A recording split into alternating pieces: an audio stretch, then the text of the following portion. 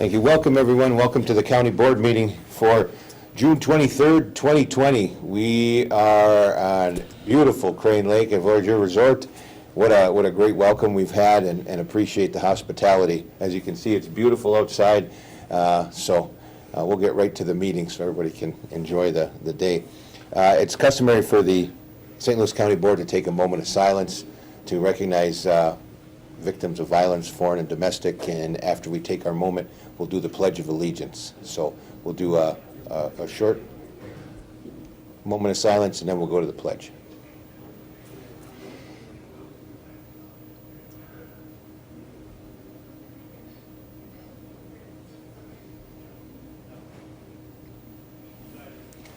I pledge allegiance to the flag of the United States of America and to the republic for which it stands, one nation, under God, indivisible, with liberty and justice for all. Okay, thank you. Citizens will be allowed to address the board on items not on the agenda. Do we have a sheet? Oh, I'm sorry, roll first. I apologize. Commissioner Joel? Here. Commissioner Boyle? Here. Commissioner Olson? Commissioner McDonald? Here. Commissioner Musa? Present. Commissioner Nelson? Here. And Chair Commissioner Yugovich. Present. Okay, now do we have a list of people who have? Still up on the. Okay.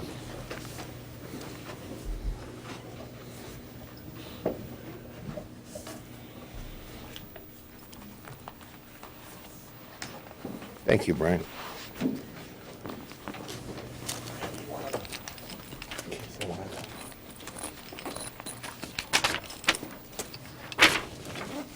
Thank you. We have one today, Mr. Scott Dane. Welcome. Thank you very much. How are you today? I'm doing great. It's nice to be up here. It is a Beautiful. beautiful drive. And I have to confess, I've never driven past Bike before. So this is great to get up here. I'll have to come back. My name is Scott Dane. I'm the Executive Director of the Associated Contract Loggers and Truckers of Minnesota. And I want to talk to you this morning about the COVID-19 impacts to the timber industry. I know it's affecting every industry throughout the country, but I want to just impress upon the county board the immediate impacts that we're experiencing in St. Louis County and throughout Minnesota. Most mills have taken extended downtime during this period since the COVID announcements and restrictions in March were announced. And then, of course, everybody's aware of the Verso shutdown announcement, their indefinite shutdown, as they put it. By all indications, though, it looks like it's permanent. So I don't want anybody to be fooling themselves and thinking that it's indefinite, it's not absolute, or whatever else. The Verso shutdown, as you're probably aware, will most likely impact the Hibbard power plant, which provided steam to the plant over there. And the Hibbard power plant burned biomass that came off of other mill residuals like Verso, like Louisiana Pacific up the road, like Savannah Pallet down in McGregor, as well as loggers who brought in biomass off of logging sites to clean them up. We'll be lucky if Verso is the only mill to announce a shutdown as we go through this. So for that reason, last week, the ACLT came together with our partners, the Great Lakes Timber Timber Professionals Association out of Wisconsin and Michigan, as well as the MFI and TPA out of Minnesota, and had an emergency meeting. St. Louis County Land Department was represented there, as well as Lake County, Itasca County, the U.S. Forest Service, and the Minnesota DNR. The important thing about that was to get all the stakeholders in the same room. We had mills that were there and loggers that were there and truckers as well. So what we need to do is get out in front of this, and I know that your land department will be coming and speaking to you about actions that you may be able to support. And I just want to encourage you to support those recommendations from your land department, because this is the most serious threat to this industry I've seen in the 16 years I've been working for the timber industry.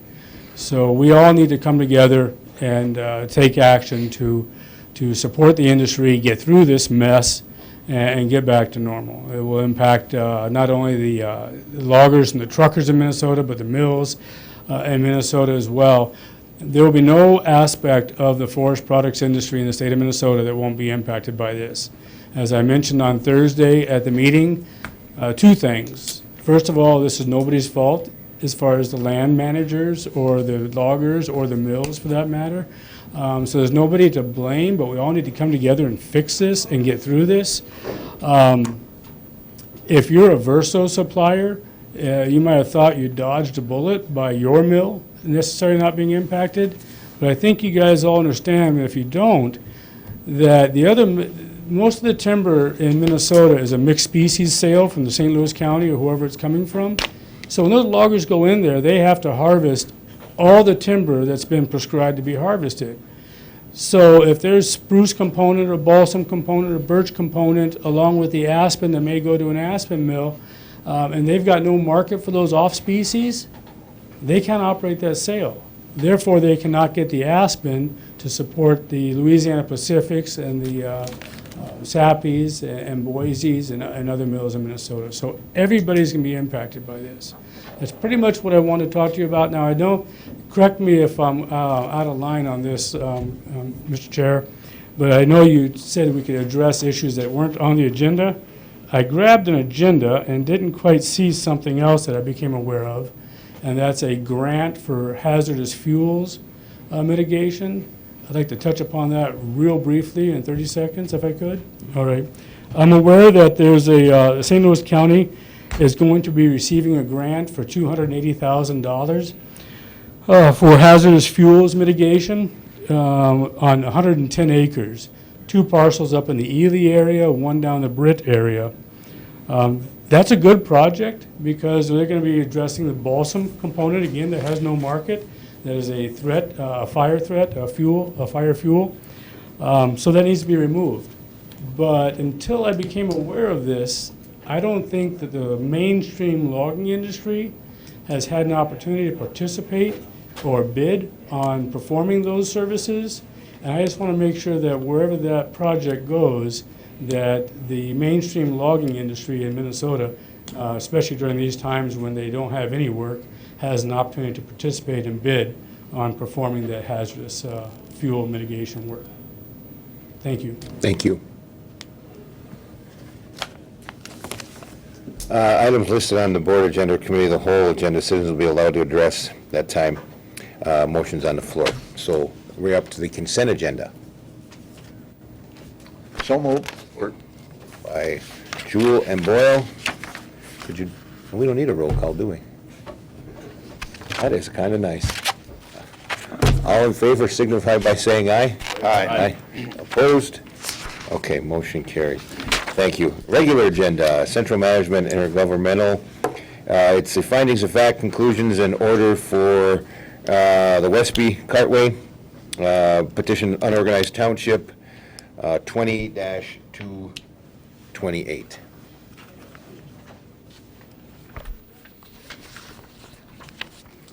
Anyone care to? So moved.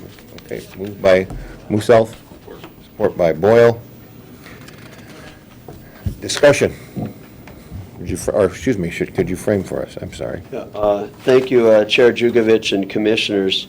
The action before the board today is to review and approve the findings of fact with respect to the petitioner's request for a cartway as to both the route and to the damages associated with that. This has been reviewed by and with Public Works.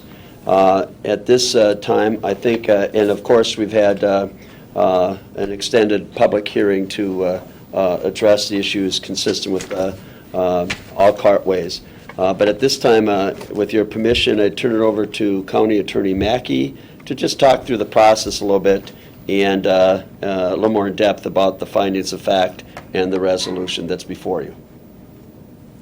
Thank you, Mr. Chair, Commissioners. As you know, we're here today to discuss the Cartway petition that was submitted by SW2 LLC for a cartway to their property located in Unorganized Township 6315. As Administrator Gray said, we held a hearing on this matter that spanned 2 meetings, May 26th and June 9th. That hearing was closed, and so now we're in the deliberations portion of the process. And during the deliberations portion of the process, the commissioners are allowed to discuss everything that they've heard, all of the evidence that was submitted during the hearing. However, no new evidence is allowed to be given at this point unless the commissioners decide to reopen the hearing to accept additional evidence.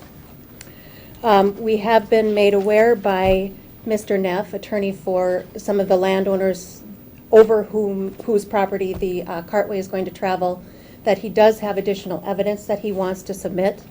That evidence is 2 appraisals for the people that own property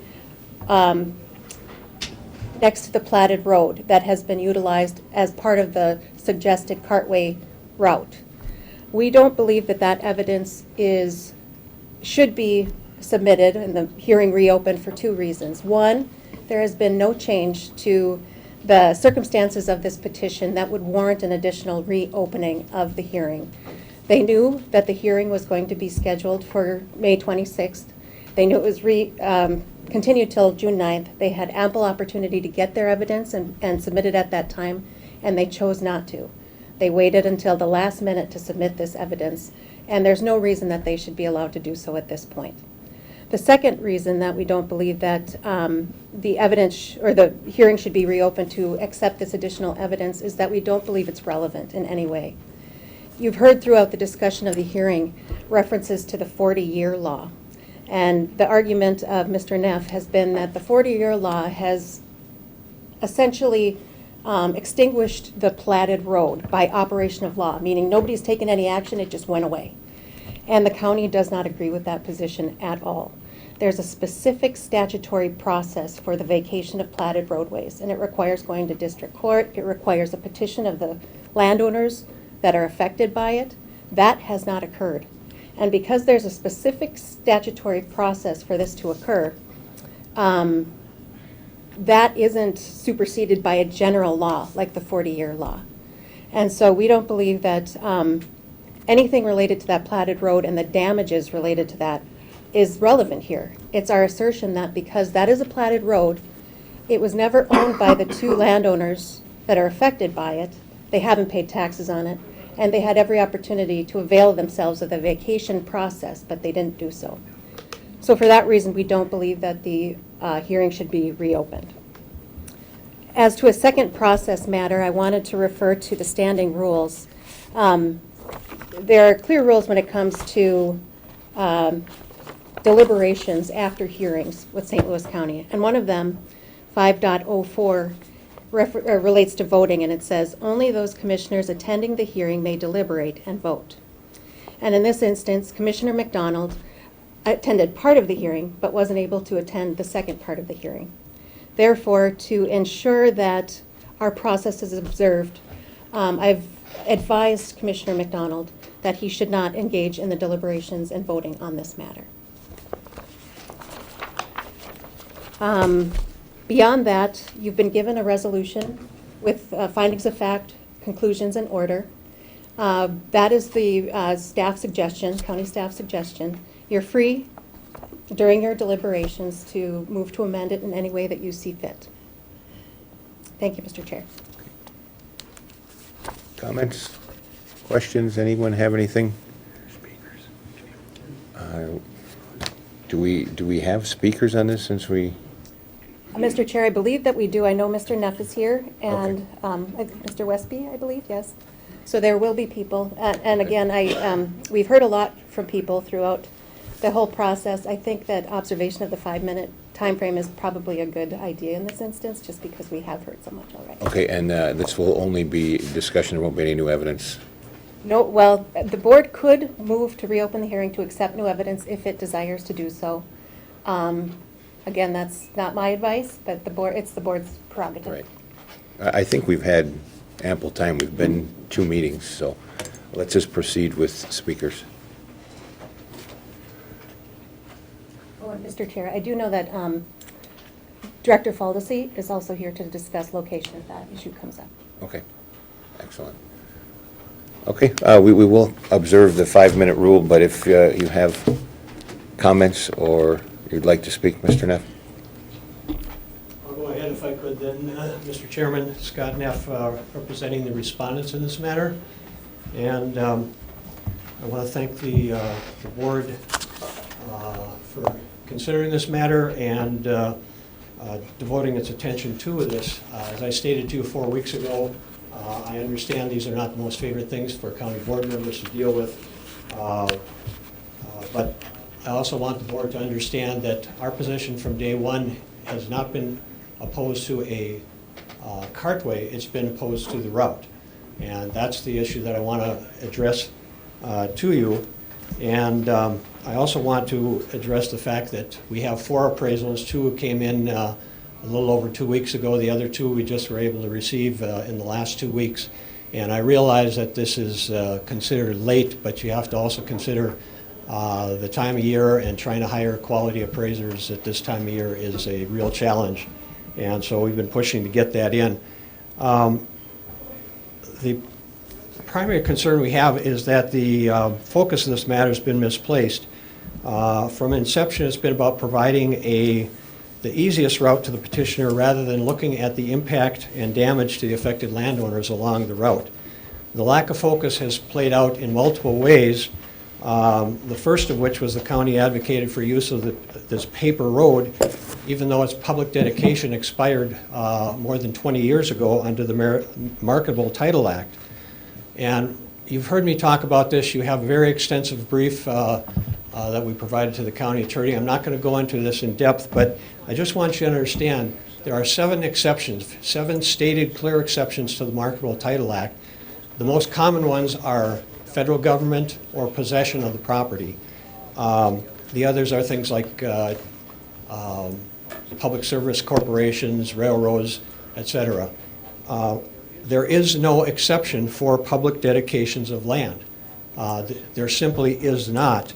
And we obviously disagree with Ms. Mackey as to the application of this law. It's automatic. It does not, the property owners do not have to bring an action to vacate this road. The public dedication is lost after 40 years if it hasn't been used. So if you're, what basically the position of the county attorney here is that there's now an 8th exception to the 7 exceptions that have been in this law since the 50s. So that lack of focus then led to the selection of appraisals. As there was no appraisal for the paper road, the county didn't feel there was a need to have it. At a minimum, money damages have to be paid for this long stretch. And Peter Stoddard, one of the heirs of the platter of the property, is here today. Basically, again, taking a lot of information and just summarizing, there's no free ride under the Cartway statute. The petitioner in these matters has a heavy burden as he or she is using the government power of condemnation for the benefit of one property owner. So you have a appraisal that was submitted a few weeks ago of $34,500. We believe that has to be paid to keep this matter in compliance with not only the Cartway law, but state and federal constitutions, which require just compensation if you're taking public property. The lack of focus then gets carried from that, the fact there's no appraisal done of the paper road to the property along the paper road. There was no consideration of the damages to those properties. Once it became apparent after lengthy discussions with the county attorney's office that they weren't going to budge on that issue, we then proceeded to get appraisals of those properties. And we have 3 of them. And just to summarize very quickly, they show approximately $233,000 of additional damages through diminution of value to those properties, 3 properties, the very 3 at the end of the road. Bachschneider, Goodwin, and Andreessen. I'm not going to get into, I don't have the time to get into the logic behind that, but it has to do with the diminution of value. We have a very expert appraiser who has provided that information, and I think you should take that into effect. I see my time is coming to an end. I just want to talk about the buildability. You have had no evidence that this road is not buildable. You've had, when I'm talking about the northern route now. The northern route is buildable. It may be more challenging. That's not enough to overcome $233,000 of damage to property owners at the end of the road. So we have requested that the county board adopt the proposed findings we have submitted and approve a cartway along the northern route. Do you have any questions? Thank you. Thank you. Any other speakers?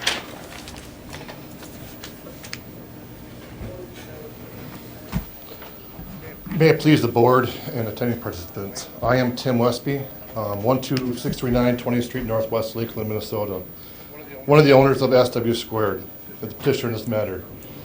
SW Squared is owned by 3 families, the Westbys, the Wallens, and the Sullivans. We've been using and enjoying our property in Lake Vermilion since 1996.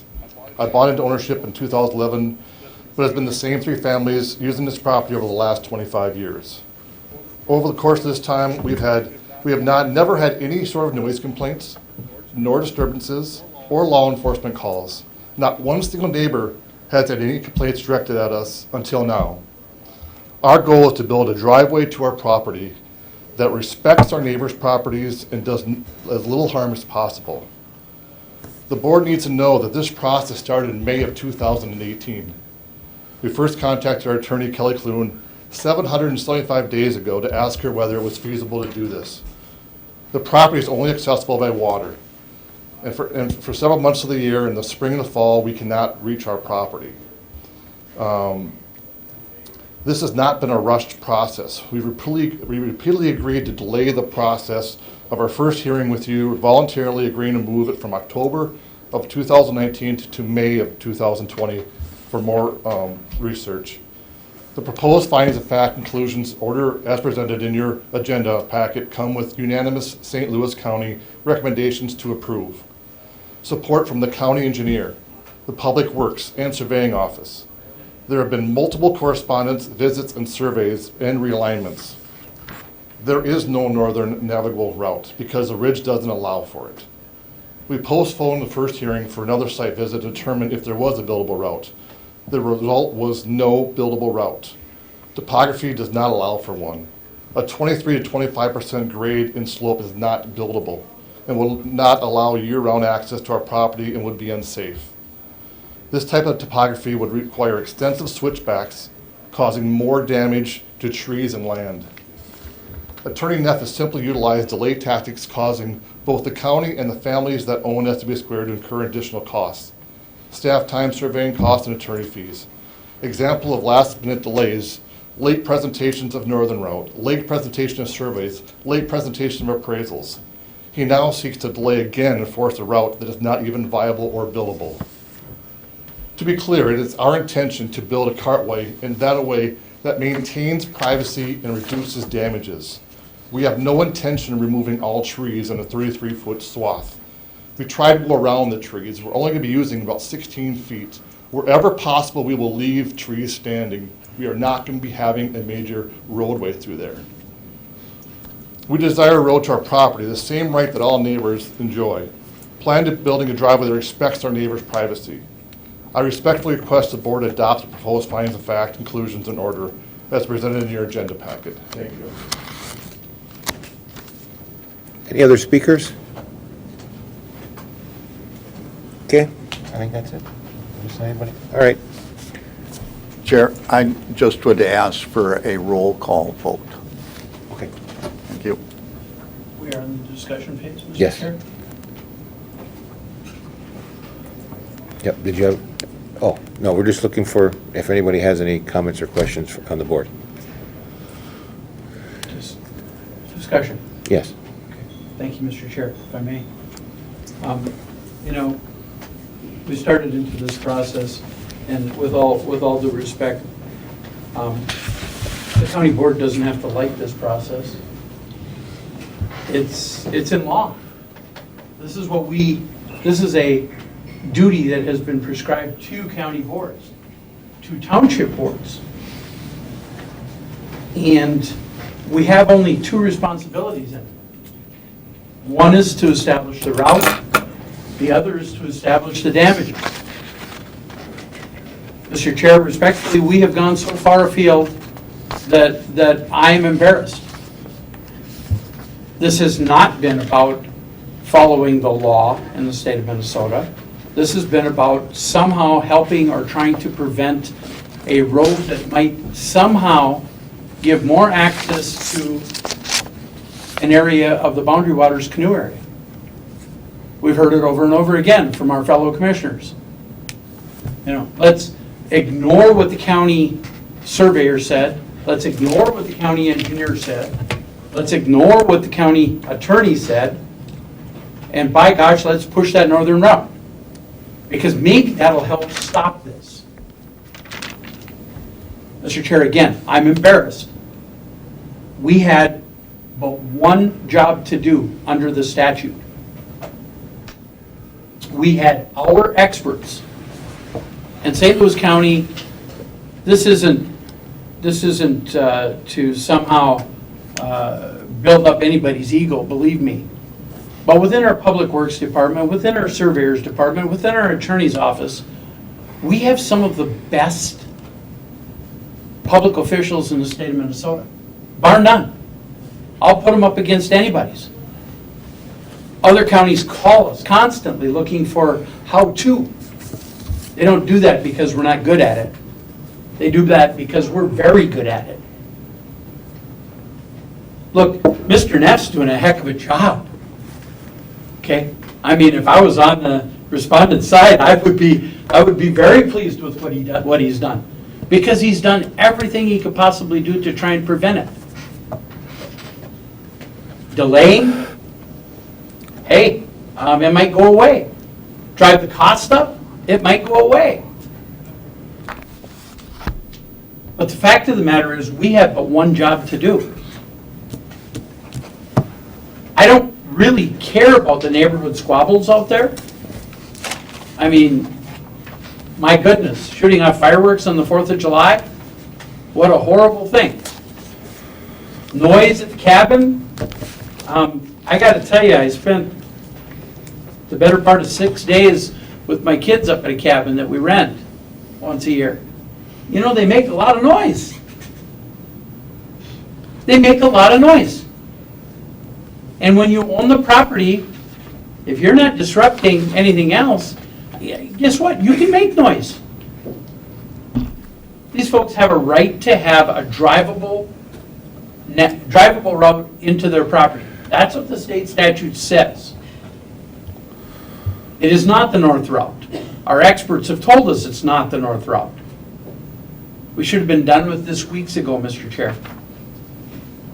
This is not a complicated process.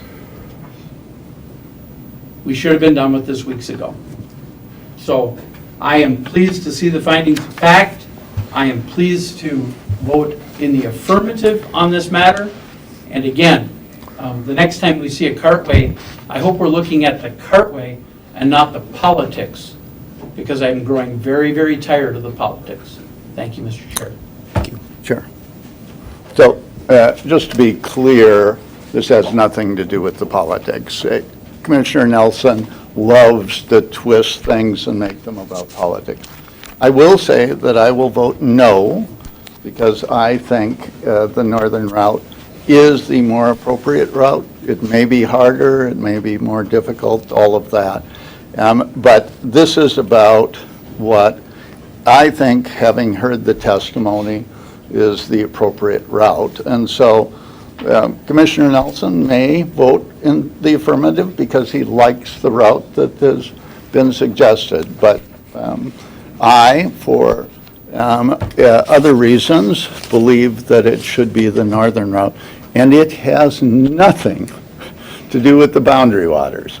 I mean, it's kind of like mining in the boundary waters show up with such regularity in Commissioner Nelson's comments that I just think, is there nothing else that is he can think of to talk about?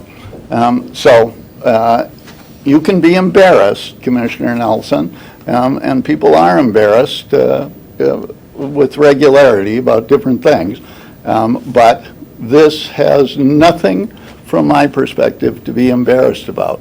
It's one of those things that we vote on, and it has been challenging. And we have heard a lot of testimony, and there are differences of opinion. And mine is different from yours, and it has nothing to do with mining or the boundary waters. Thank you. Thank you. Anyone else? Okay, we've got a request for a roll call. Sure. Commissioner Jewell, No. Commissioner Boyle, Yes. Commissioner Olson, Commissioner McDonald, Commissioner Musa, Yes. Commissioner Nelson, Yes. and Chair Commissioner Yugovich. Yes. Okay. Passes.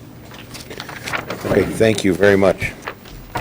Move on to items on the table, on the agenda until removed. So Public Works and Transportation Committee, we need a cooperative agreement removed from the United States Forest Service for dual designation road in St. Louis County. It was tabled on the 9th of June.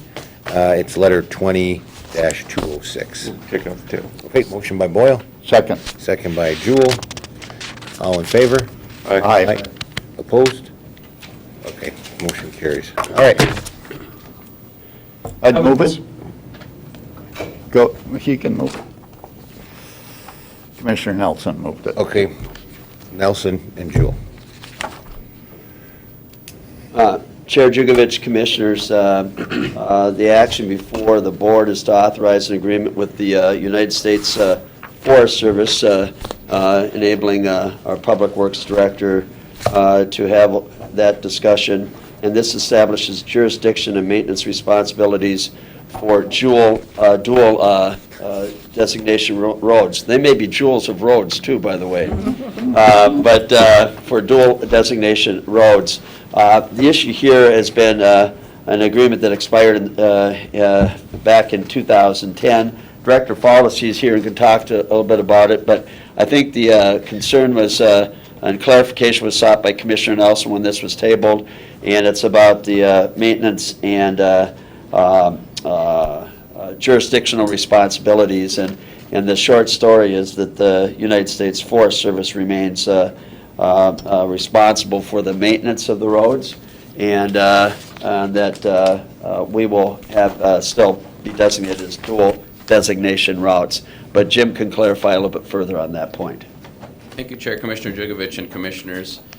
Essentially, over the past 20, 30 years, there's been a standing agreement with the U.S. Forest Service where we share responsibilities on certain roads within the Superior National Forest. And so essentially, there were a number of situations out there where we had what we call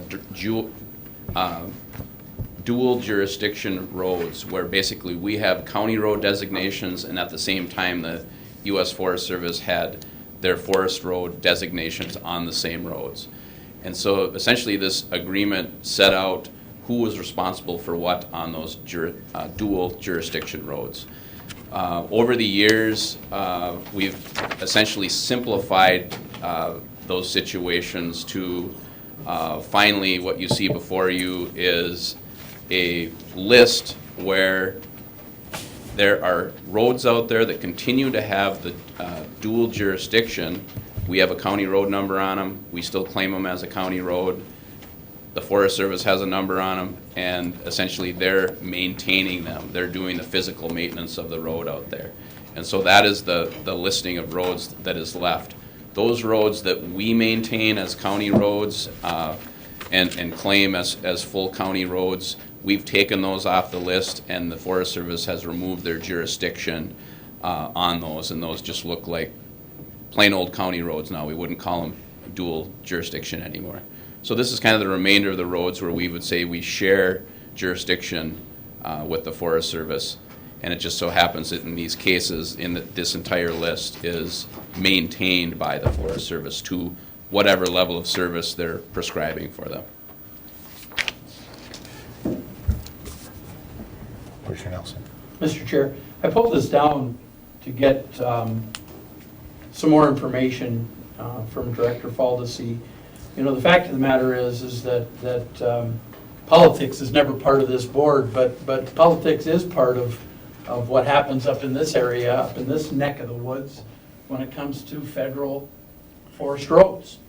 I wanted to make sure that the wishes of the St. Louis County Board to allow ATVs access on these roads was maintained in this agreement. Director Faldesi has assured me that that is the case, that ATVs are still able to access these roads, still able to use these roads.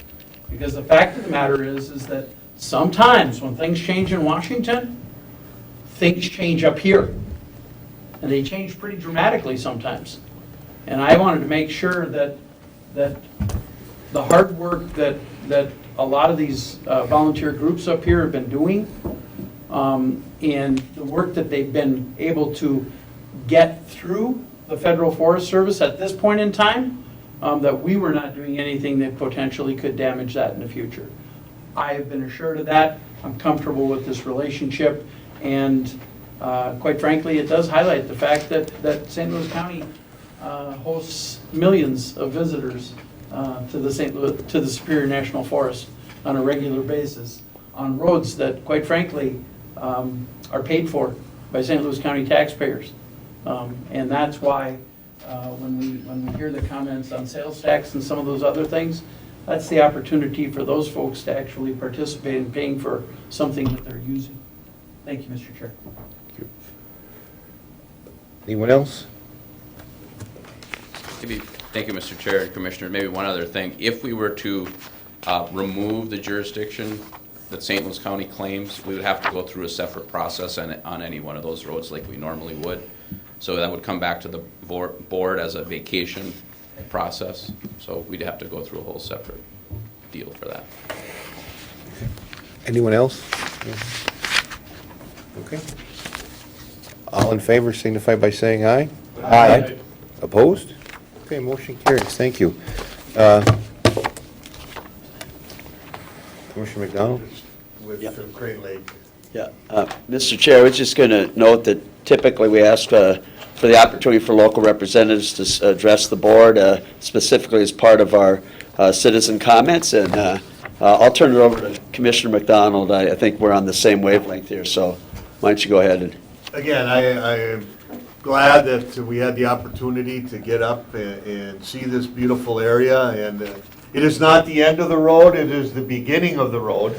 Up here in beautiful Crane Lake, sort of a jewel that a lot of people don't realize is here, and I think it's the message of St. Louis County to highlight different areas, and that's why we come out to different areas of the county for our meetings, and this is just a beautiful area. And with that, I'm going to turn it over to Bruce Bestie for a few remarks regarding Crane Lake Township and what's going on up here. So with that, Bruce, if you want to take the mic and... I was kind of thinking we could start with Ron Potter and Steve, because you guys heard so much from me last night.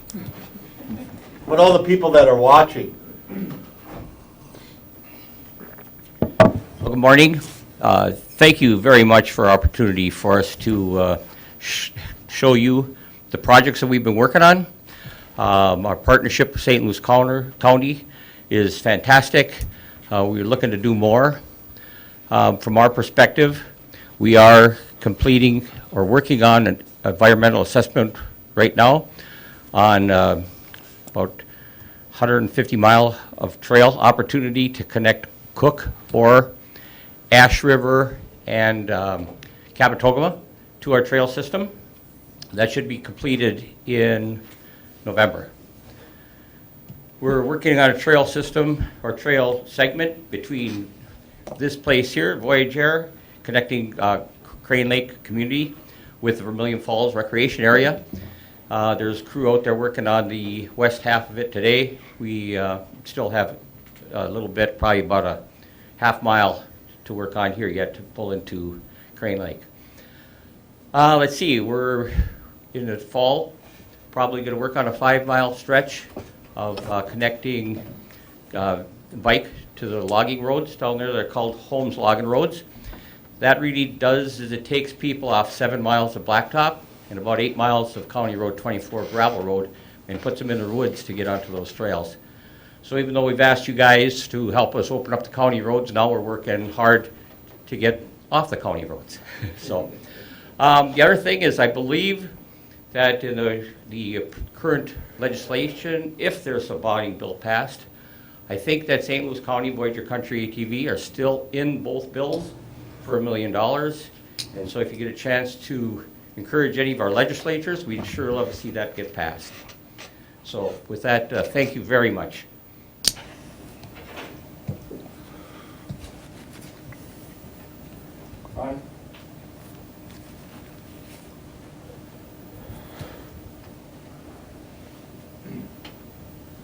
Good morning, Mr. Chair, Commissioners.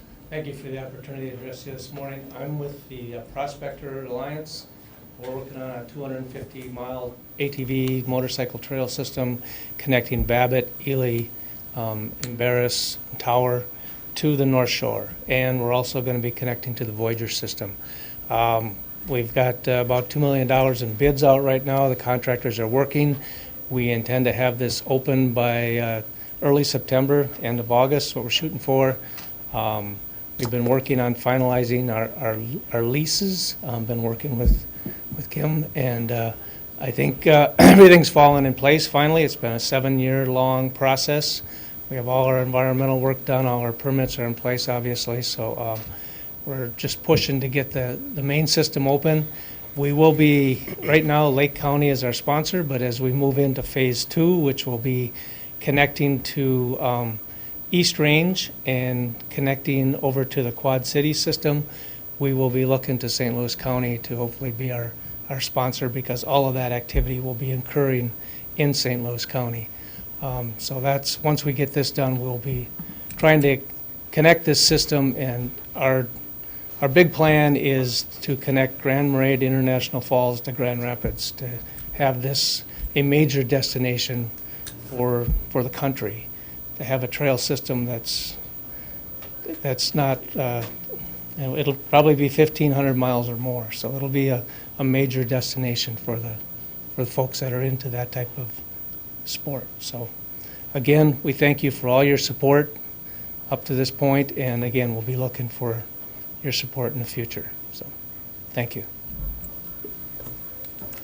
Thank you. Morning. Morning, Mr. Chair and board members. Steve Cuck from Elephant Lake.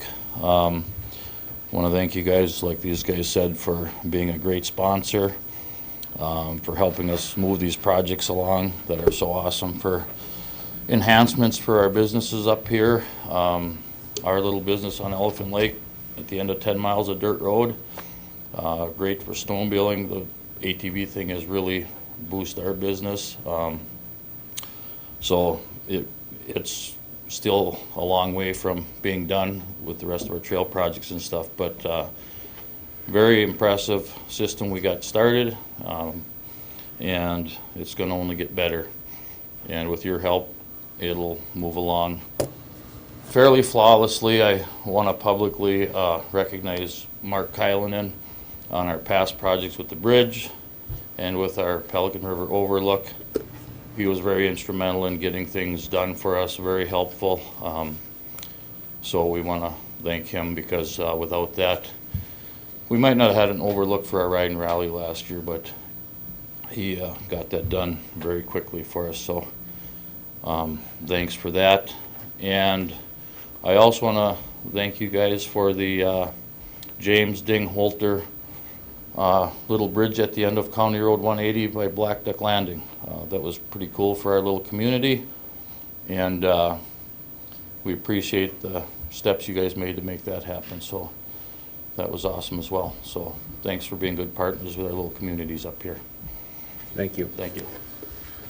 Chair Jukovich? Yes. I just want to add a thank you for the wonderful evening last night, the great view of the bridge, obviously, the organizing dinner for us. I am sure that it is the first time in my 9 years that we've spent a night somewhere, gone out, seen an area, and come back. And it really was well worth it coming up here.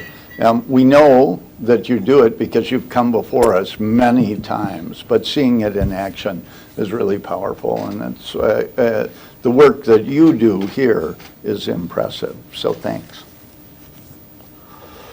Thank you. Okay. Anyone else? Did I miss anybody? Okay. Move to adjourn. Motion by Boyle, second by McDonald. All in favor? Aye. Aye. Opposed? Okay, we are adjourned. We'll take a quick break, and we'll come back for the ditching. Drainage Authority. Drainage Authority, sorry.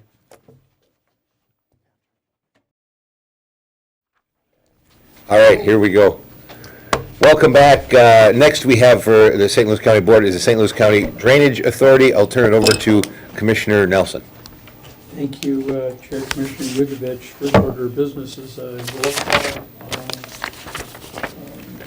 Who's present, correct? Clerk Chapman.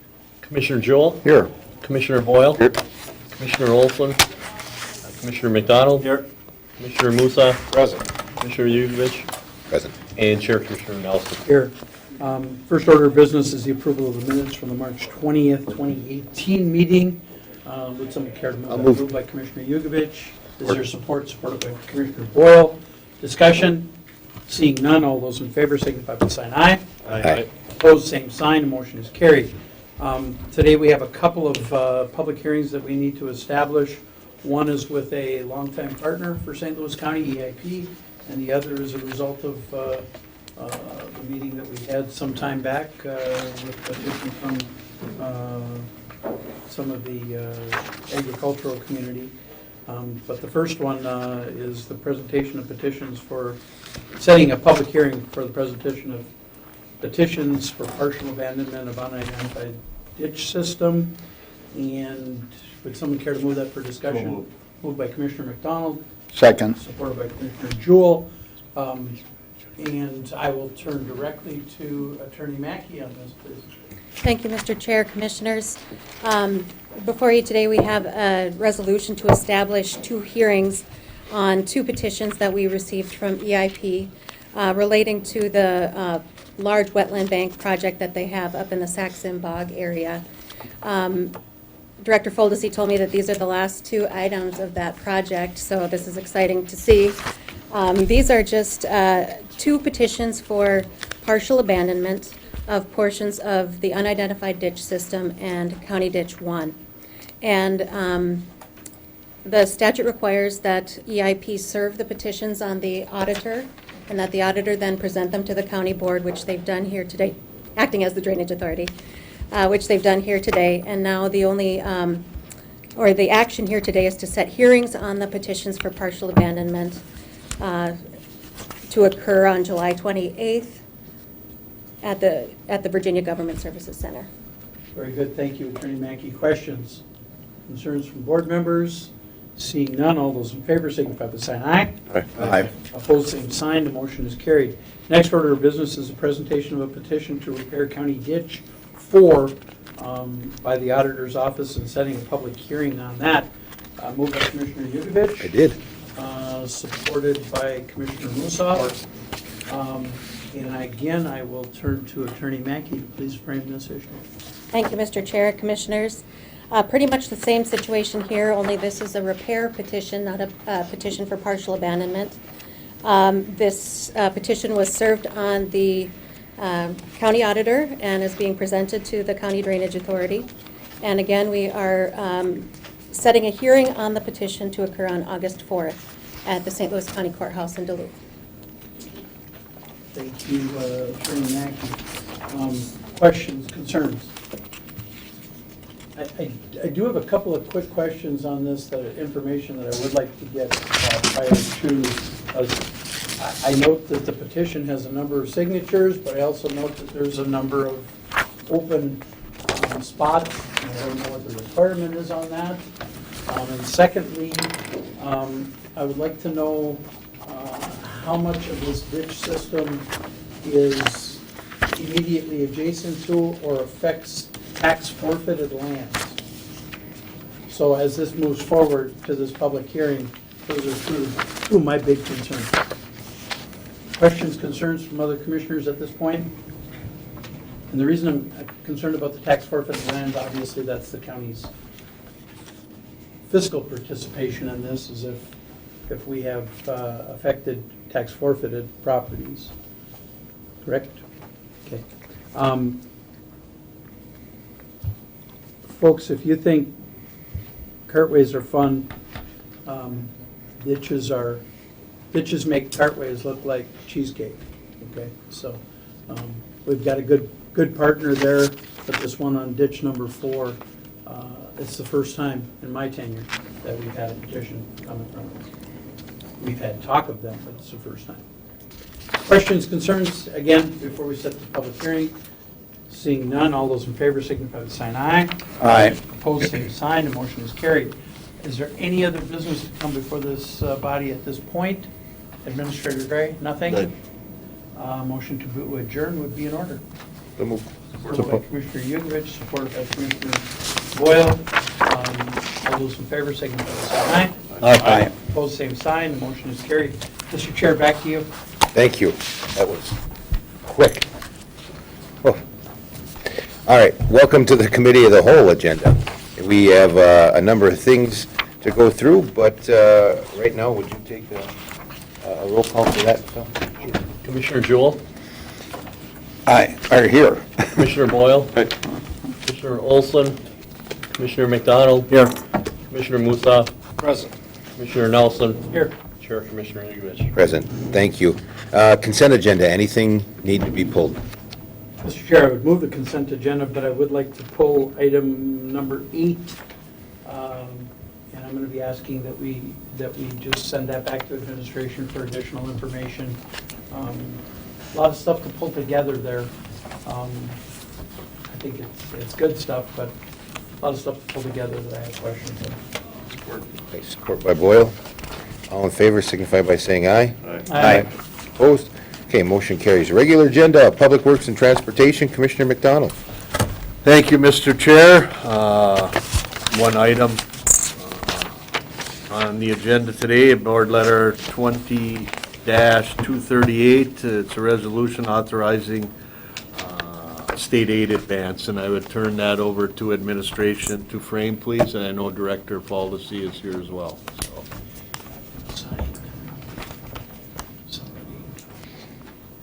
Chair McDonald. Do we have a motion? And I would move that. Is there a second? Second. Second by Commissioner Jewell. Thank you, Clerk Chapman. And now to administration.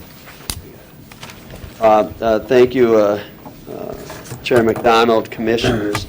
The action before the board is to request authorization for an amount of $5.7 million of additional state aid funding, advanced funding requests through the Minnesota Department of Transportation. I think Director Faldesi can talk to how we will utilize these funds and the specific projects that will enable our program to continue to be as robust as ever. So with your permission, I'll turn it over to you.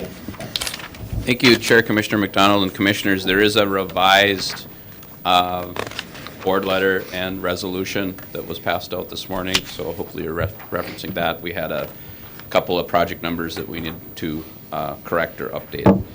So if you recall back to the board workshop concerning transportation bonding and our discussion about what we're projecting for 2021, one of the things that was outstanding was, would we be able to advance our state aid in 2021? In other words, request in advance where we'd essentially borrow ahead on our state aid allotment in 2021. And the answer that we received from MnDOT is, based on what they're seeing and based on the health of the account, that the answer is yes, we will be able to borrow ahead in 2021 to essentially help fill that gap where we're looking to probably receive 15% less in our normal state aid construction budget. So this would help fill that gap. So we were very happy to hear that.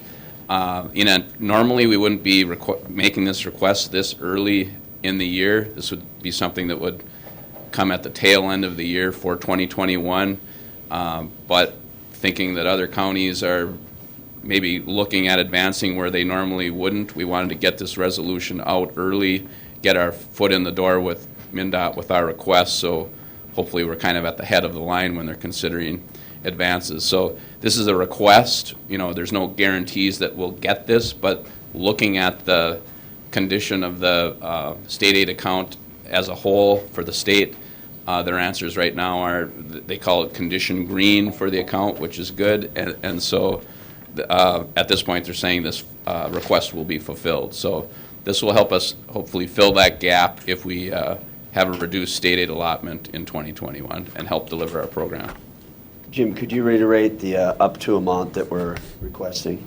So this amount is $5.71 million, and it consists of 4 different projects, and those projects are listed in the resolution and in the board letter.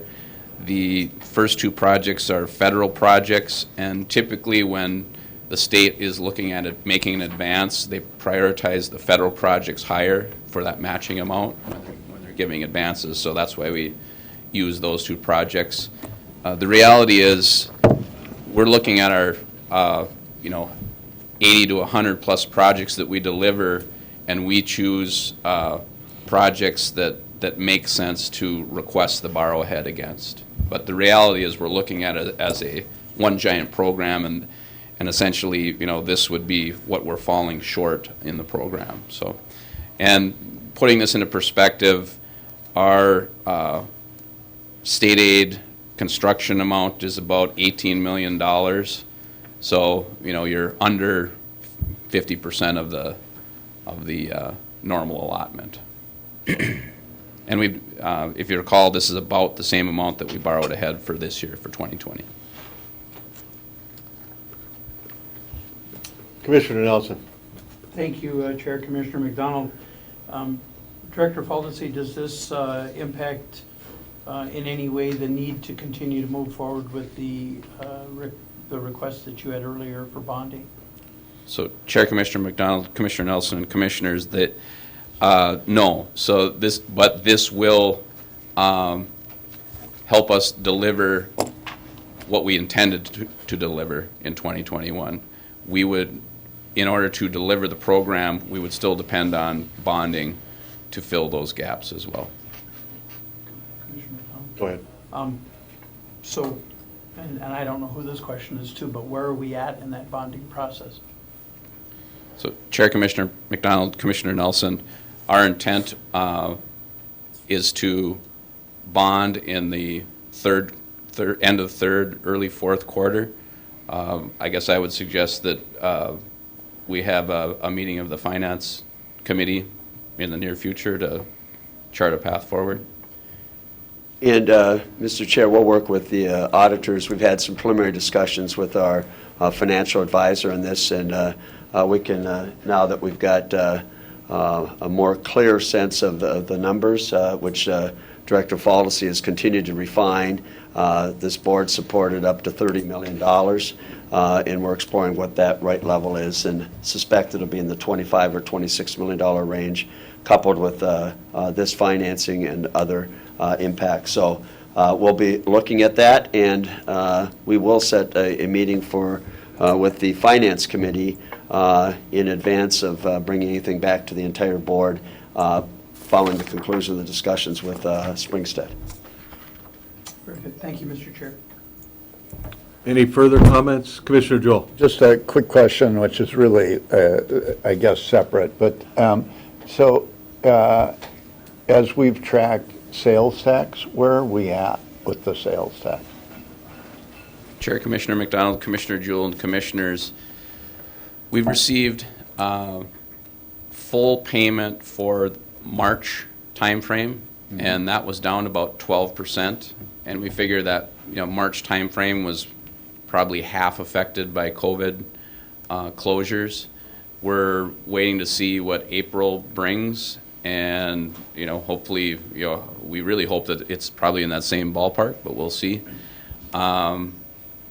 Once we have that, I think we'll be able to build confidence in projecting the rest of the year, because at the same time that we receive April, we also get some inkling on the preliminary May numbers as well. And, so far cautiously optimistic. I mean, we were pretty pleased to just see, that 12% minimal dip, and hopefully that pans out with the rest of the numbers as we keep seeing them. But once we see that April, May results, I think we can have a lot of confidence in projecting what the rest of the year will look like.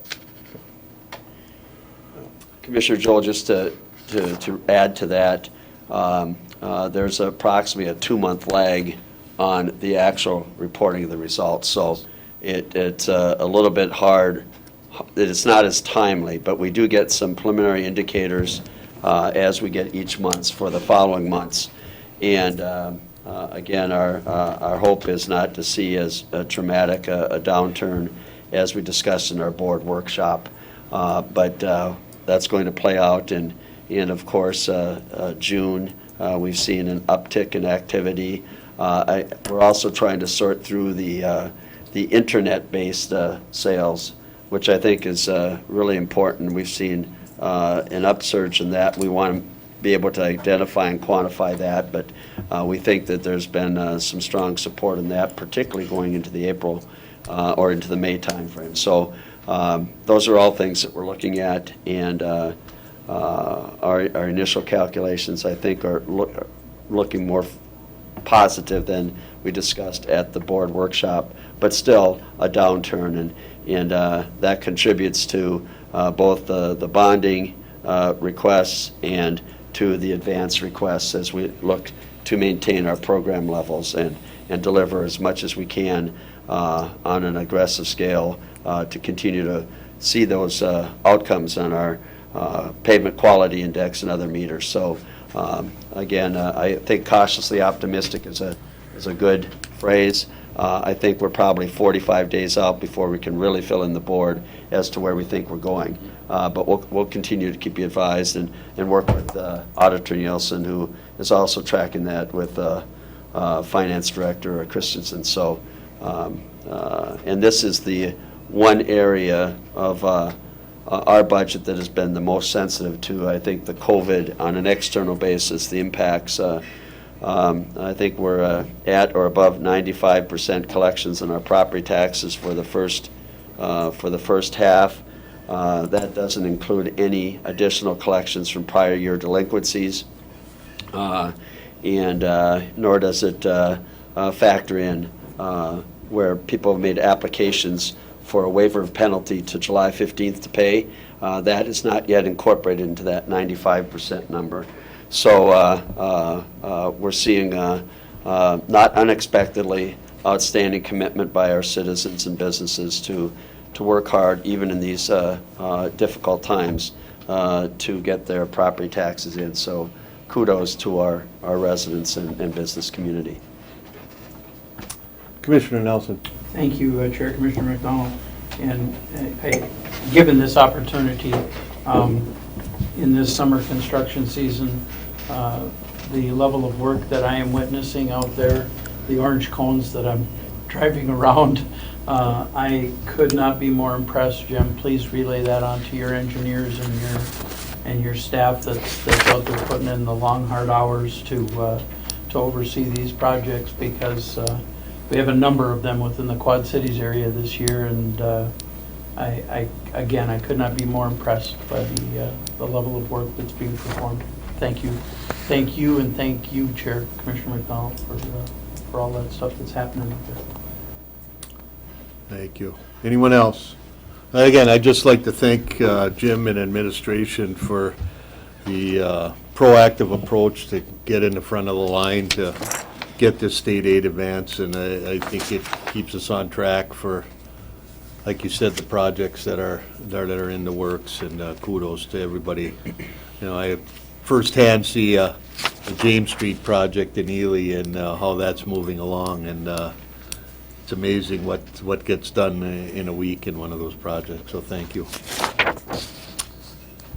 Further discussion? Call for the vote. All those in favor signify by saying aye. Aye. Opposed, same sign. Motion's carried. Back to you, Mr. Chair. Thank you. Next, we have, by the way, Commissioner Mussoff, would you be interested in taking the item that was pulled down for public safety and the joint powers? Commissioner Nelson pulled down? Yeah. Yep. Okay. We have finance and budget, coronavirus relief federal fund clarification. Commissioner Nelson? Thank you, Chair. Commissioner Yugovich.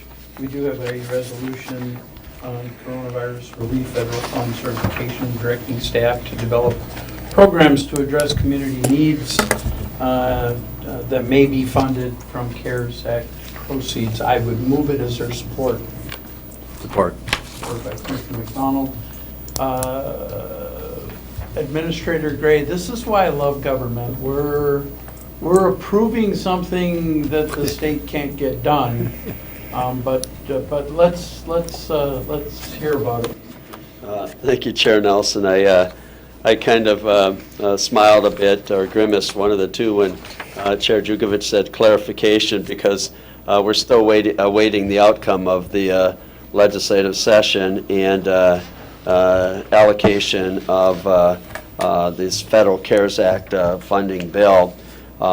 And there are lots of twists and turns, whether through the special session or the executive abilities of the governor to allocate and disperse these funds. And I think that is, as all of us are aware, is still playing out as we speak.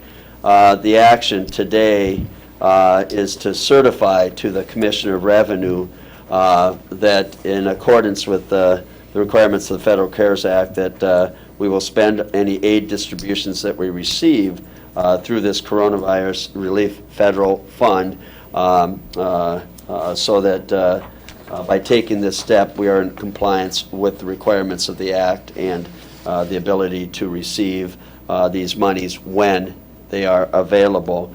We've seen allocations based on legislative formulas and ranging from $14 to $24 million.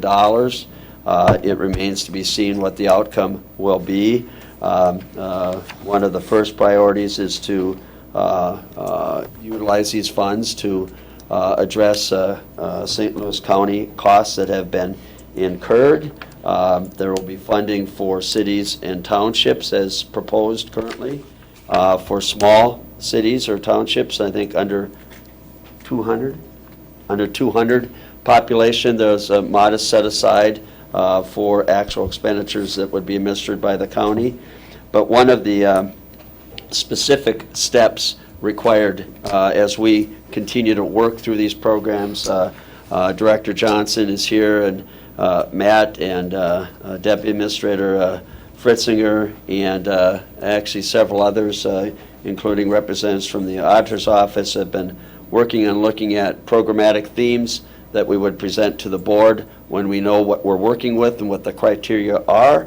But at this point in time, this is a preliminary step that certifies to the Commissioner of Revenue that we will spend, again, the monies consistent with the requirement of the CARES Act, and does afford us and direct us to indeed take on the development of programs for the board's consideration. So we want to be as timely as we can when the opportunity, we know the amount. So we appreciate your support and acknowledgement that this is a formal step as well as a directional step in terms of certification and direction to administration and our teams to look at potential needs and uses of the allocation of funds when we receive them. Thank you, Administrator Gray. Questions, concerns? Administrator Gray, I have one. I'm wanting to know, in the development of these programs, the input from commissioners as this is being developed. I'm not interested in sitting down and looking at a cookie cutter. I'd like to at least have some input, and I think other commissioners may as well have some input into the development of this, and wondering how you would accomplish that. Thank you, Chair Nelson. Excellent point. We don't want to get too far down the road. Our intention is to meet collectively at a minimum with commissioners. And certainly, we've received ad hoc feedback from commissioners, but we could also and should also reach out to you individually. Part of the challenge is making sure we have an understanding of the criteria. And I believe Director Johnson has a bit of a game plan that he can share with us as we go forward. But we will engage individual commissioners for your input, as well as talking collectively about the themes. I don't think there's anything cookie cutter about this, in the sense that we have specific programming opportunities, but there is some flexibility as to how much and where we direct funds, and maybe, Matt, you could talk to that a little bit with the permission of the board. Commissioners, I'd certainly like to hear where this is headed. This is major, going to be a major component of our upcoming budget, I can tell you that. So. I think we can also provide a brief update, Mr. Chair, on some of the ESG and CDGB monies that have been received that are separate, but also related to COVID relief at the federal level. I would probably ask that be in a different text. This is sticking with the CARES, and if there's a further update there, you can certainly go to the chair of the board and ask to do that, but let's stick with CARES for now. Okay. Good morning, commissioners. Thank you. The conversations that we've had so far has just been preliminary to prepare us. We've heard that we could be receiving up to $24 million. The language has indicated that at a minimum, 10% of it would be spent on small business assistance. And so the conversations that we've had up to this point was just trying to simply identify where things have fallen through the cracks with other funding. So we've heard back from Public Health and from the Small Business Administration, and we heard today from the logging industry, those type of comments on where previous economic development strategies has just not quite fit the bill yet. So we fully intend on just trying to scope the issues so that we can bring it to the board better educated on where the need is. It does somewhat relate to the ESG and the Community Development Grant, block grant funds, because we heard from the stakeholders where their needs were, and yesterday was the application deadline for the first round of that. So we're learning from the stakeholders what needs are out there. Very good. Questions, concerns, commissioners? Seeing none, all those in favor signify by saying aye. Aye. Opposed, same sign. The motion is carried. Mr. Chair, back to you. Thank you. Next, we have public safety. Commissioner Mussoff will take that over today. Yeah, thank you, Chair. Board letter pulled down here, letter number 20-236, Environment and Natural Resources Committee. It is a joint powers agreement between the state of Minnesota and St. Louis County. I will move this for discussion. Is there support? Support. Supported by Jewel. So, Mr. Chair, I believe that this was pulled down to afford, at a minimum, Commissioner Nelson some time to review and have input. It is not time sensitive, so I think that if it's the will of the board, let's send it back to administration. We'll reach out to certainly Commissioner Nelson if there are other commissioners that have some questions about this, and we will work through those issues and make sure that at least his concerns are addressed, and then bring it back to committee of the whole. Thank you, Administrator Gray. We've heard from the Administrator. Commissioner Nelson? Commissioner Mussoff, I had difficulties pulling down the Minnesota State statutes on this yesterday. Was finally able to get them late in the day, but this, I'm going to start looking at a lot of these with some scrutiny, because In a lot of cases, we have the DNR sending us the things they don't want to do. And I want to make sure that if we're doing the DNR's work, and the DNR is getting paid all of the license fees and all of the different funding sources that they have, I want to make sure that we, St. Louis County, is being treated fairly in this process. So sometimes these joint powers relationships, they need to be reviewed from time to time, and to make sure that all parties involved are being treated with the same respect. So thank you for that opportunity, Mr. Chair. Thank you, Commissioner Nelson. Any further questions? Is there a motion to send this back to administration? I don't think we need a You motion. don't need one if you withdraw your... And I appreciate, thank you, Mr. Chair, I appreciate the opportunity to review this in more detail and make sure that we've got the questions answered and bring it back with the flexibility to have the timeline when we have all those issues resolved. Thank you, Administrator Gray. Back to you, Chair. Thank you. Next, we got an item on the table. It won't be removed until we have a majority vote. It's Environment and Natural Resources Committee.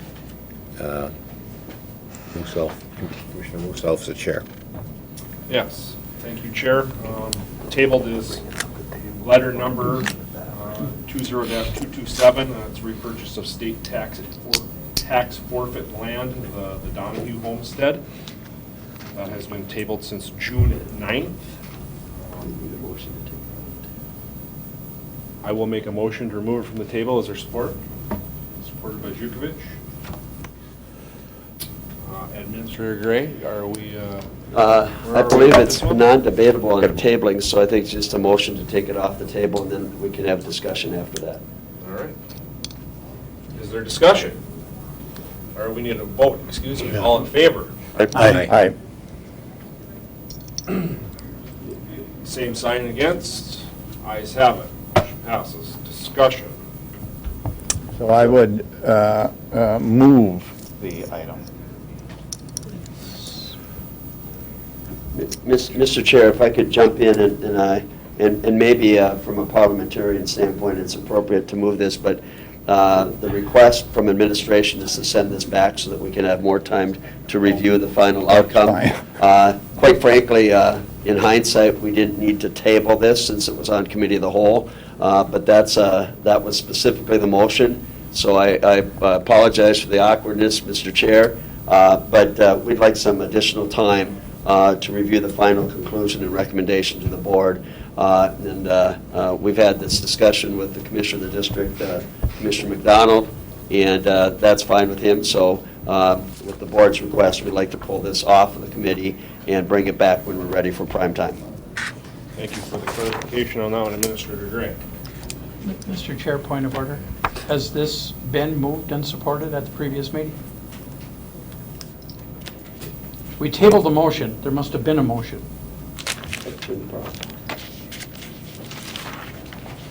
And if so, how do we get rid of that motion? Mr. Chair, Commissioners, this is much like what occurred in the last, it was set on the table, and then today it was taken off the table by the majority vote to take it off the table. And so it's in the same situation, same status as the last one was when it was moved and seconded, and then sent back to administration. The one that we just dealt with. So in this instance, as long as the maker and I don't recall who did it, the June 9th meeting, who made it and seconded it, as long as they withdraw to send it back to administration, we're in good shape parliamentarily. Clerk Chapman. Yeah, on the 9th, Commissioner Musaf, supported by Commissioner Yugovich, actually moved the board letter and resolution. I will consent my motion to send it back to administration. Thank you. All right, thank you. Back to you, Chair. Thank you. Next, we have commissioner discussion items and reports. I have one thing. I just wanted to say happy birthday to Kevin Gray. It's his birthday today, and I'm sure he's going to celebrate his 45 years on the planet. But happy birthday. Thank you, Mr. Chair.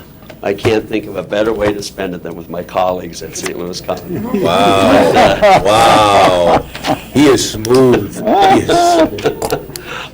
I will say that uniquely, this wasn't planned when we set the agenda for the calendar of board meetings, but what a great opportunity to be out in God's country, I was told a number of times, and certainly today you can't hardly dial in a nicer day in a nicer location.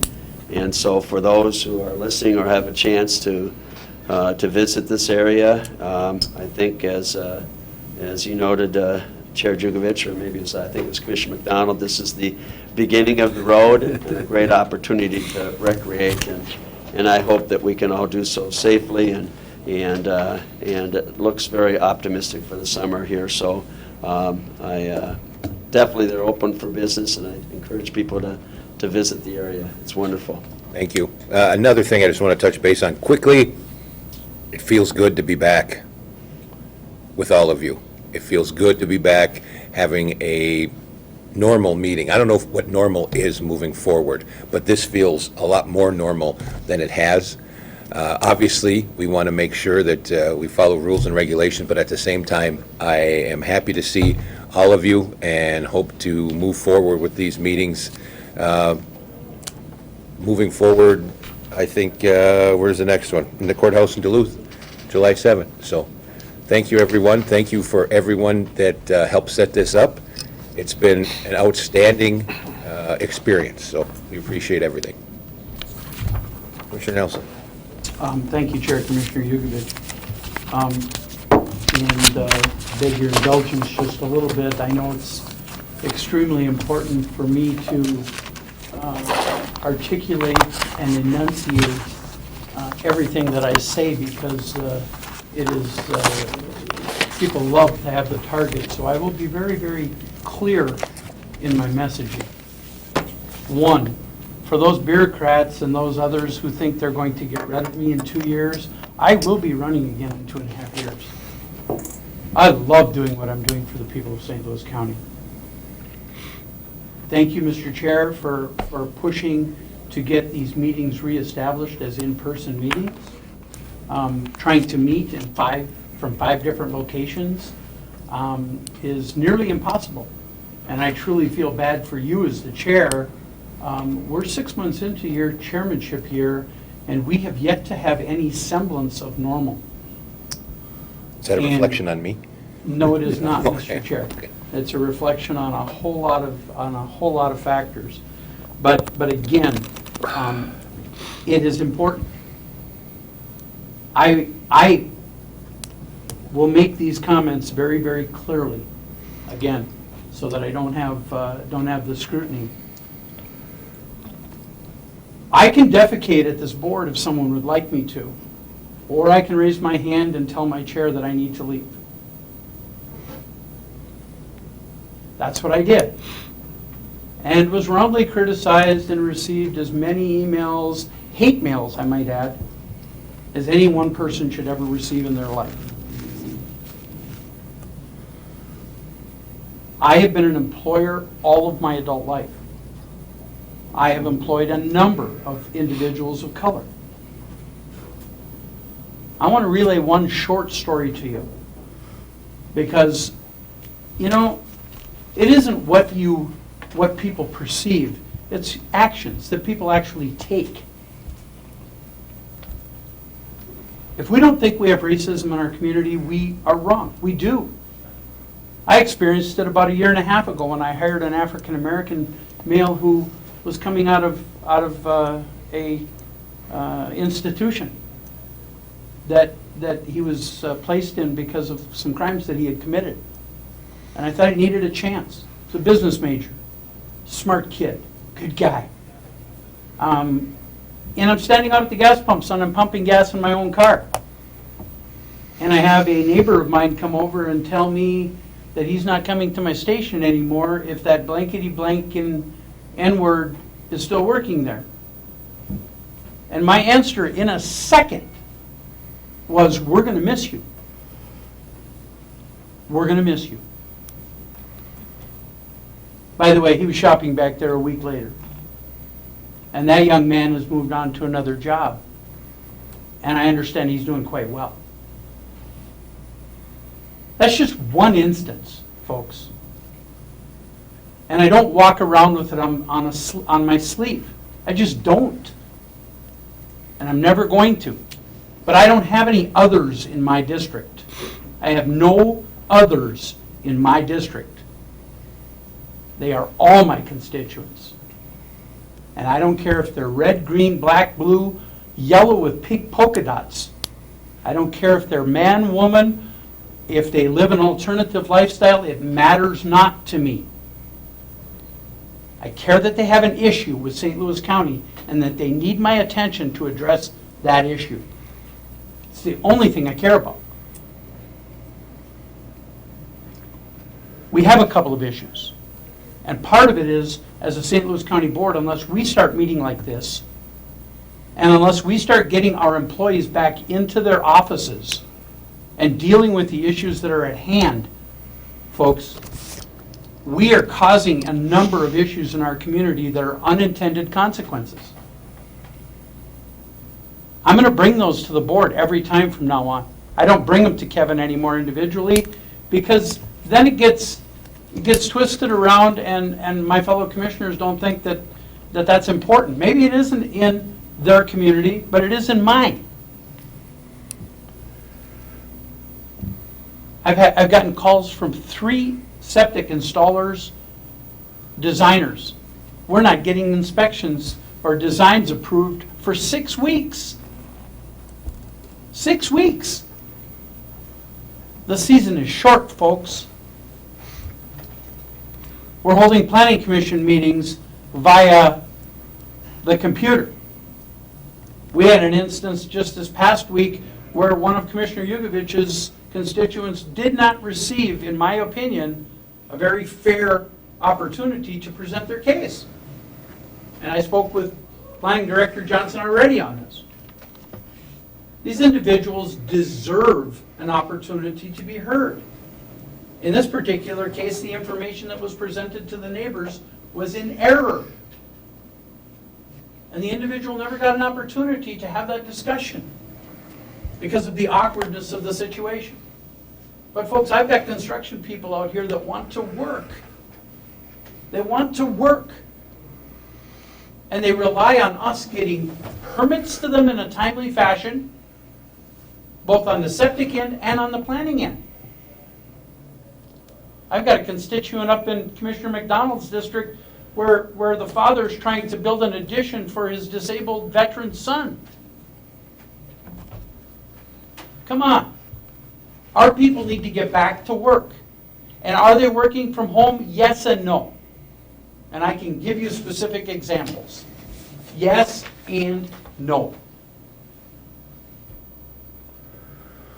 To the best extent we possibly can, we have got to try to get back to normal so that our community can get as close to normal as they can. Practicing social distancing, bringing their masks, wearing them when necessary. And yes, I carry mine with me all the time so that I don't get scrutinized on it. I'll just show it to everybody. So here it is, right here. Okay? So when you go back down south, they know that I have it. Folks, since the day we started doing this, I started complaining about the fact that our public has not had the opportunities they deserved.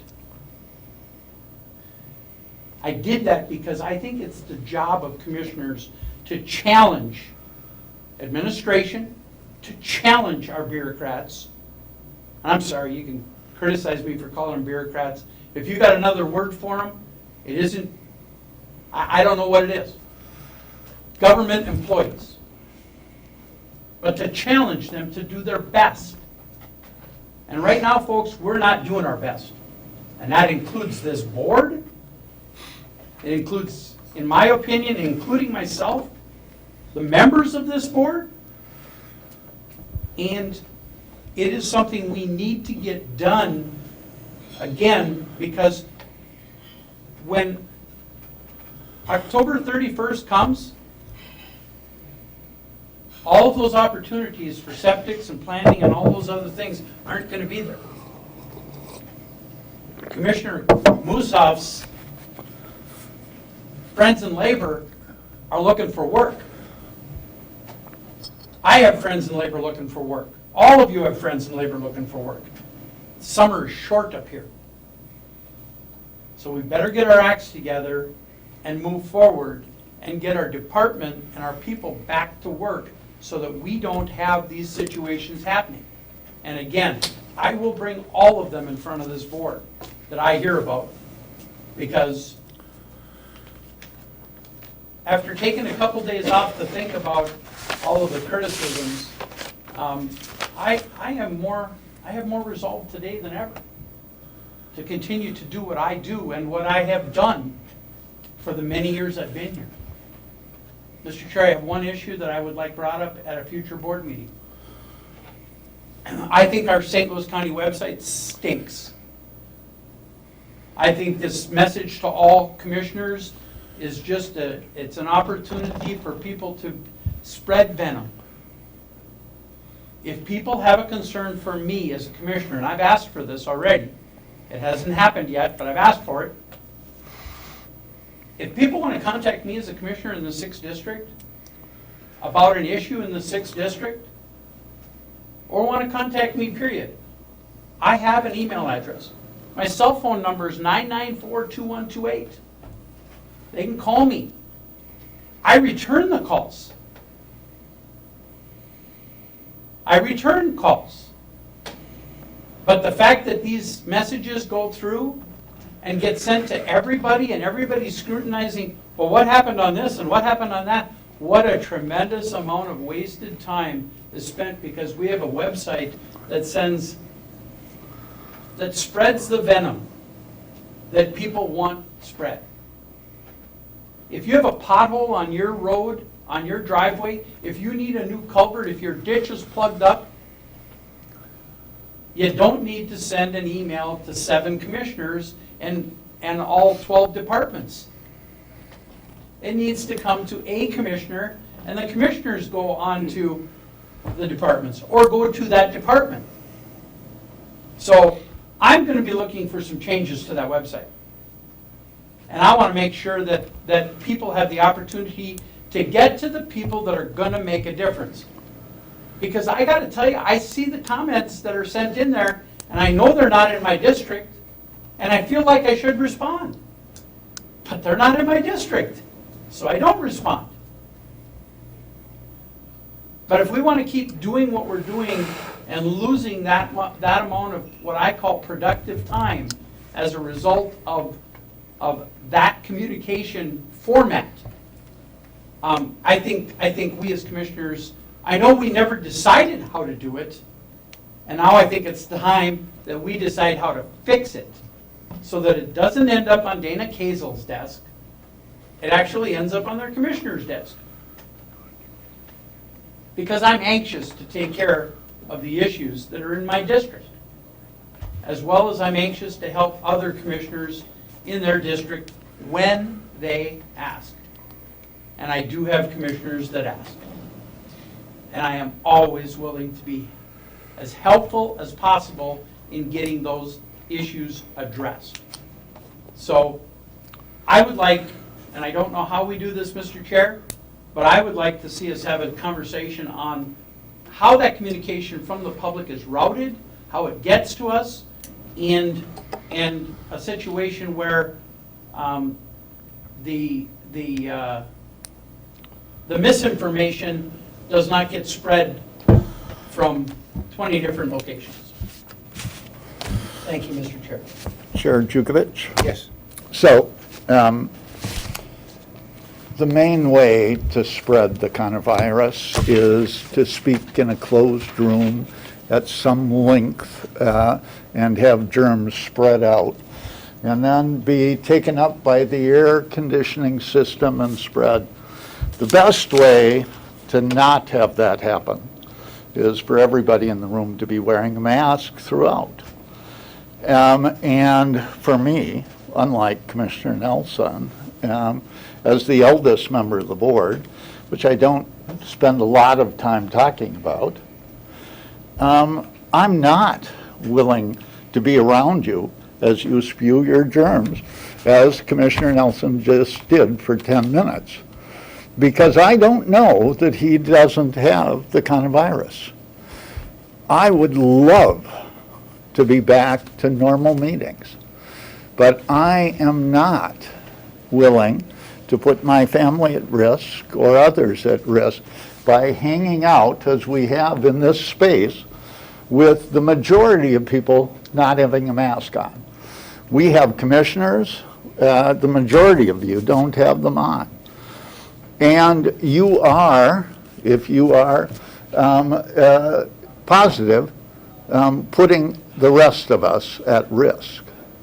So I want to come back, but I want to come back when we are actually practicing the tools that we know have been researched and shown to assure that we will stay safe.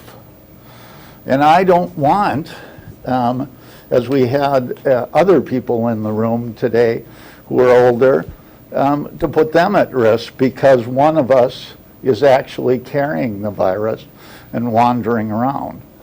So you can come back, Commissioner Nelson, and be in the room and hang out and spread the virus.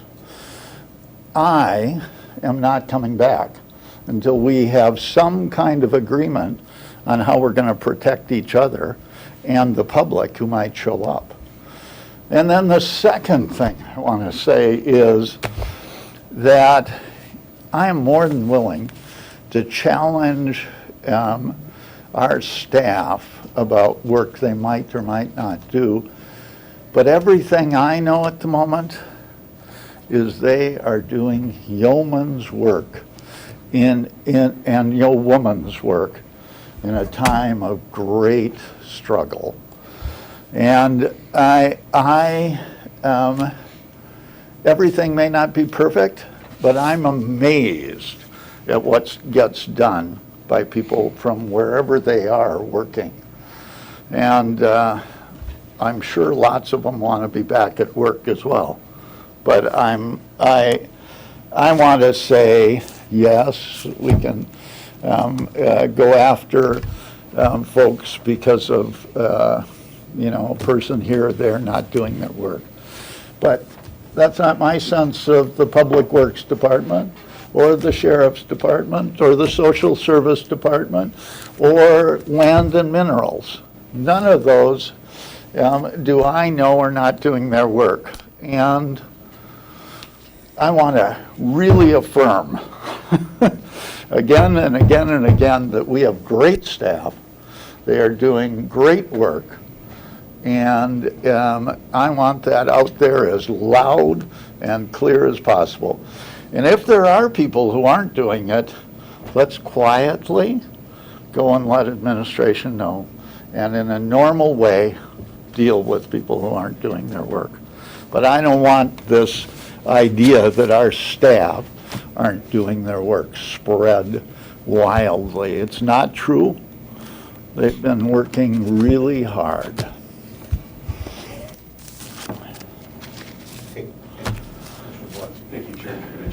I just want to state that I disagree with Commissioner Nelson and some of his comments.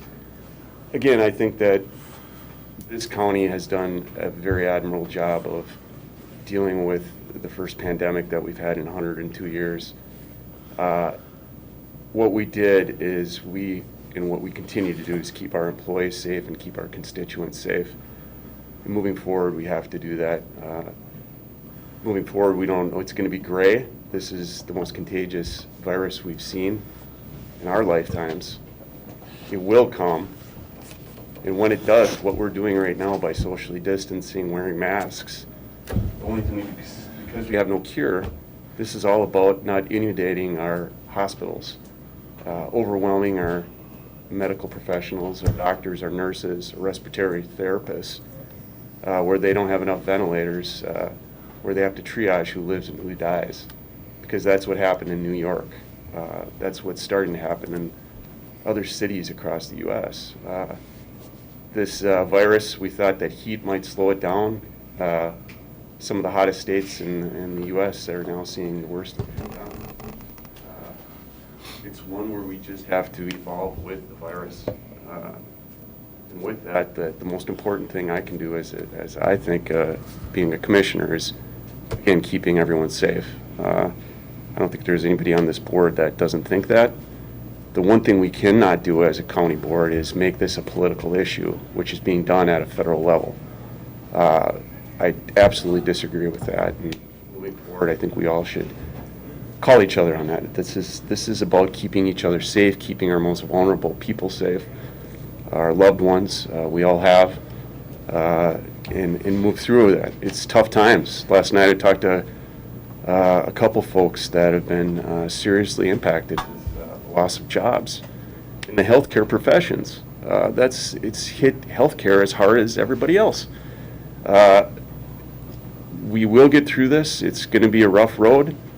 Projects are going to slow down a little bit. There's no doubt about it. But we're keeping our employees safe and keeping our constituents safe, and that's what the main thing I want to do in 2020. I can't wait till it's 2021. Hopefully we're done with a lot of, yeah, I'm sure Chair Jukovich is too, but it's been rough on so many levels, and we're in this together, and we got to keep strong together is my message to you guys. Thank you, Chair. One comment, I did meet up with a local contractor from Chisholm last week, and he told me it's a different process. He calls for permits, and he said they're back to him within an hour. He said it's just different, not walking in, taking care of the permit, walking out, but he said the staff has been really, really good about getting back and keeping everything flowing. But it's different. We live in strange times, and I understand that, but I think we've all got some really, really good points that have been made about safety and getting everybody back to work, and I think we've got to find maybe a happy medium, but I do feel strongly about the fact that if we can continue to do things the right way, and again, that will be the issue, masks, no masks.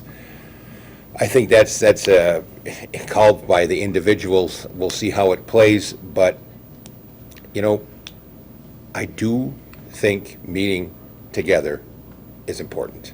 And again, if we have a conversation as a group on how we move forward with this, maybe that's the answer.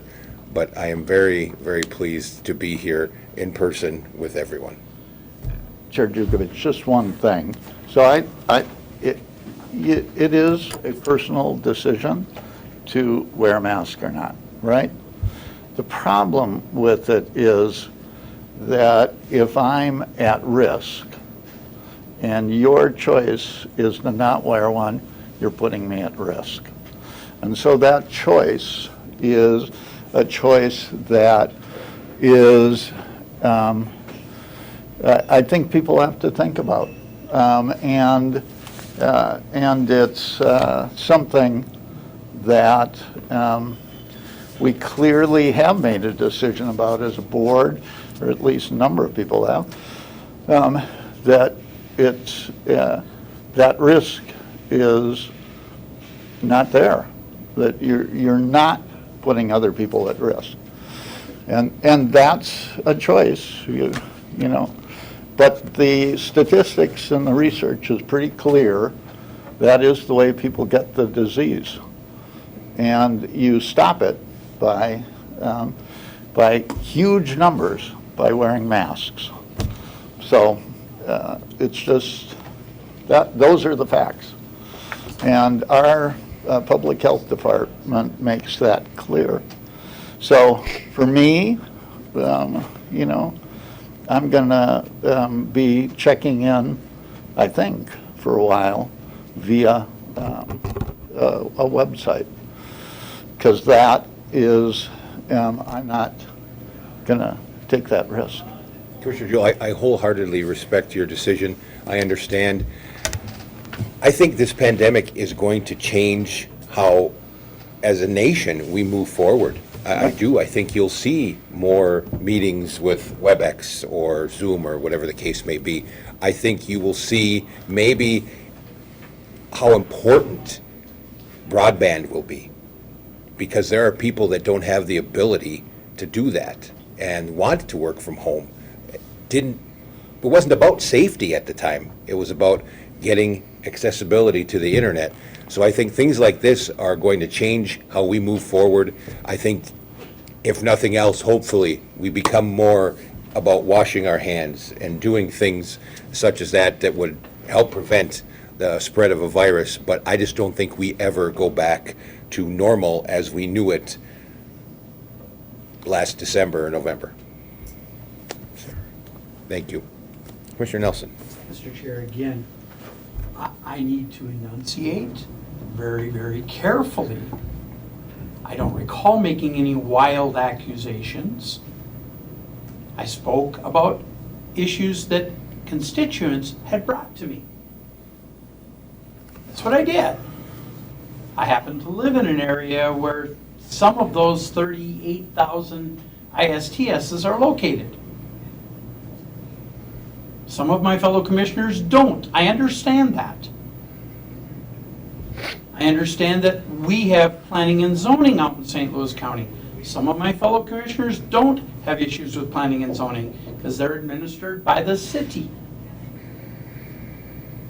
But the fact of the matter is they exist. And when I hear complaints, I'm bringing them here. And I thought this portion of the board meeting was for commissioner comments. I apologize if I became too lengthy in my comments. Perhaps Commissioner Jewell and I could agree that the water out there looks a shade of blue, or maybe not. I have one other concern, Mr. Chair, and it is truly following the policies that this board has set and following Robert's Rules of Order. And you are going to hear from me an awful lot on Robert's Rules of Order. Because we have become less than dutiful, I believe, in following it. And the thing that I'm bringing up is the lowering the flags to half-staff issue. This county board has a policy. I could not disagree more with the move that we made. Our policy is very clear. And by the way, Commissioner Forsman and I worked on that policy some years ago. And it was a result of a request by employees that they wished the POW MIA flag to fly at their facility. And we were not allowing that at that time. Every time they lower the flag to half-staff at the courthouse in Virginia, they take down the POW MIA flag. And yes, I do have feelings, and yes, it does tick me off. We had a governor issue an order that, quite frankly, as I read it and reread it and reread it, he issued an order to lower flags on federal buildings. He doesn't even have the authority to do that. Yet right in his order it says on all state and federal buildings. And there we sit, lowering our flags to half-staff against the policy set by this county board. If you want to change the policy, bring it here. Bring it here. I may agree with the changes you want to bring, but don't do it against the policy that we have. Or then let's just not have a policy and let's make it up as we go along. That's not how government is supposed to work. People complain all the time about how slow government works. I complain all the time about how slow government works. But when you establish policies, they're there for a reason. And lastly, Mr. Chair, before I exceed my 10 minutes again and infect Commissioner Jewell, the fact of the matter is that the discussion about how we move forward with meetings has to happen. It has to happen, just as you indicated. And if a commissioner chooses not to attend if a majority of the board makes one move, that's their decision. And it should not affect all of the actions of this board. That's why we're a board. When you vote yes or no, move on. If the majority of this board chooses to meet up here, that's the majority of this board. If the majority of this board says no way, where every meeting is going to be via the internet, then I have to abide by that, even if I don't agree with it. But Mr. Chair, your message that we need to do everything possible to get back to where we need to be is the right one, in my opinion. And as I stated when I talked about the flags the other day, while we mourn our losses, we still have to count our blessings, folks. Because there's a whole lot of blessings out there. Thank you, Mr. Chair. Thank you. I'm not going to say it. Anyone else? Okay, this meeting is adjourned. Thank you.